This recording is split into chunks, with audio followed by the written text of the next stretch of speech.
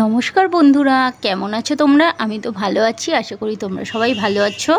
তো দেখো, আমি আজকে নিয়ে চলে এসেছি একটা অন্যরকমভাবে শাকের রেসিপি। তো আমি আজকে শাকটাকে ভাজা করব। কি কি দিয়ে ভাজা করব, কীরকমভাবে ভাজা করব, সেটা তোমরা পুরোটা দেখো। পুরোটা দেখে তারপর তোমরা আমাকে জানাও যে তোমাদের রেসিপিটা কেমন লেগেছে। ঠিক আছে? তো চলো দেখা যাক কিভাবে আমি বানাচ্ছি।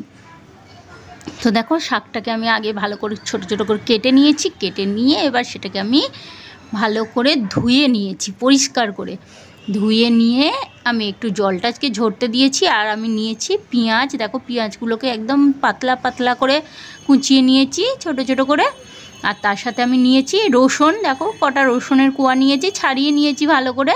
ছাড়িয়ে নিয়ে দেখো, এবার আমি ওটাকে একটু হালকা হালকা তো করে থেতো করে নেব, পুরো বাটবো না, হালকা থেতো করে নিয়ে তারপর ওটাকে আমি কড়াই দেব। তো রসুনটা যখন ভাজাটা হয় না, খুব সুন্দর একটা মানে গন্ধ ছাড়ে, এত সুন্দর গন্ধ। তো আমার তো রসুন ভাজার গন্ধতেই খিদে পেয়ে যায়।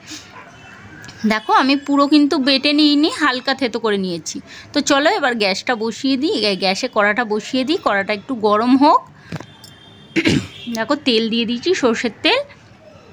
তার মধ্যে আমি দিয়ে দিলাম দুটো কাঁচা লঙ্কা। কাঁচা লঙ্কা দুটোকে আমি ফাটিয়ে দিয়েছি, মাঝখান থেকে টুকরো করে দিয়েছি। তো এটা একটু ভাজা হয়ে গেছে, এবার আমি রসুনটা দিয়ে দিলাম। রসুনটা দিয়ে একটু ভেজে নিচ্ছি। ঠিক আছে? রসুনটা দিয়ে আমি হালকা ভেজে নেব, কারণ বেশি ভাজলে তারপর আবার কালো হয়ে যাবে। তো সেই জন্য হালকা ভেজে নিলাম। দেখো, আহা কি সুন্দর গন্ধ ছাড়ছে, অপূর্ব একটা সুন্দর গন্ধ, পুরো পাড়াময় ছড়িয়ে যায় রসুন ভাজার গন্ধ। তো ভাজা হয়ে গেছে রসুনটা। এবার পেঁয়াজটা দিয়ে দিলাম, একসাথেই দিয়ে দিলাম। এবার রসুনটা আগে ভেজে নিয়ে পেঁয়াজটা দিয়ে দিলাম, দিয়ে ভেজে নিচ্ছি ওটাকে। তো আমার রেসিপিটা যদি তোমাদের ভালো লাগে তো প্লিজ সবাই একটা করে লাইক করে দেবে আর কমেন্ট করে জানিয়ে দেবে তোমাদের কেমন লেগেছে। যারা নতুন বন্ধু এসেছো তোমাদেরকেও অসংখ্য ধন্যবাদ আমার চ্যানেলে আসার জন্য, আমার ভিডিওটাকে ওয়াচ করার জন্য। তো তোমরা প্লিজ চ্যানেলটাকে সাবস্ক্রাইব করে নিয়ে পাশে থেকো, আমাকে সাপোর্ট করো। তো দেখো, আমার ভাজা হয়ে গেছে পেঁয়াজটা। এবার ওর মধ্যে আমি দিয়ে দিলাম শাকগুলো জল ঝরে গেছে, জল ঝরিয়ে নিয়ে আমি দিয়ে দিলাম। হালকা একটু নেড়ে দেবো, না হলে তলা পেঁয়াজগুলো সব তো পুড়ে যাবে। হালকা করে নেড়ে নিচ্ছি। এই শাক ভাজা করতে কোনো মশলা লাগে না, শুধু একটু পেঁয়াজ রসুন দিলেই হয়।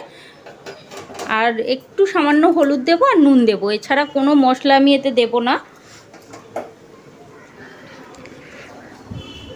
দেখো, এই যে সামান্য একটু হলুদ দিয়ে দিলাম, আর পরিমাণ মতো নুনটা তো দিতে হবে।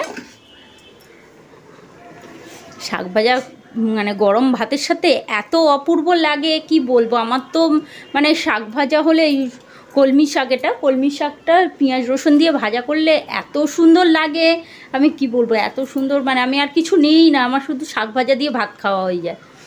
তো দেখো, নেড়ে নিয়েছি। এবার এটা একটু আমি ঢাকা দিয়ে দেব, অল্প কিছুক্ষণের জন্য ঢাকা দিলাম। শাক সিদ্ধ হতে বেশি সময় লাগে না, তাই অল্প কিছুক্ষণের জন্য ওটা ঢাকা দিলাম। তো দেখো, ঢাকনাটা খুলেছি, হয়েই এসছে আমার শাকটা। তোমরা যারা যারা শাক খেতে খুব ভালোবাসো, পছন্দ করো, আমার মতো তোমরা শাক খেতে পছন্দ করো, তারা অবশ্যই আমাকে কমেন্ট করে জানাবে যে আমার শাকটা কেমন হয়েছে। ঠিক আছে? আশা করি খুবই ভালো লাগবে, খুব ভালোই হয়েছে। তো নতুন বন্ধুরা, তোমরা প্লিজ আমার চ্যানেলটাকে সাবস্ক্রাইব করে নিয়ে পাশে থাকা বেল আইকনটাকে অল করে দাও, তাকে আমি যখন যা ভিডিও ছাড়বো আগে তোমাদের কাছে পৌঁছে যাবে, তোমরা সেটা দেখে নিতে পারবে। আর পুরনো বন্ধু, তোমাদেরকে অসংখ্য ধন্যবাদ, তোমরা সবসময় আমার পাশে আছো, আমার সাপোর্টে আছো। তোমাদের সাপোর্ট ছাড়া আমি তো এগোতেই পারতাম না, তাই তোমাদের সাপোর্টের জন্য তোমাদেরকে অসংখ্য ধন্যবাদ। তো দেখো, আমার শাকটা মোটামুটি তো হয়েই গেছে। এবার এটাকে আমি ঢেলে নেব। ঠিক আছে? আমি তো এখানেই শেষ করে দিচ্ছি ভিডিওটা। শাকটা ভাজা হয়ে গেছে, এবার কড়াই থেকে ঢেলে নিই। তো তোমরা সবাই কমেন্ট করে জানিয়ে দিও কেমন হয়েছে, আর লাইক করে দিও একটা করে প্লিজ। ঠিক আছে? Tata, bye bye. সবাই ভালো থেকো, সুস্থ থেকো, আনন্দে থেকো। আমিও ভালো থাকবো, সুস্থ থাকবো, আনন্দে থাকবো। আবার আসবো তোমাদের সামনে নতুন নতুন রিকোয়েস্ট ভিডিও নিয়ে, নতুন নতুন কুকিং নিয়েও চলে আসবো। ঠিক আছে? Tata, bye bye.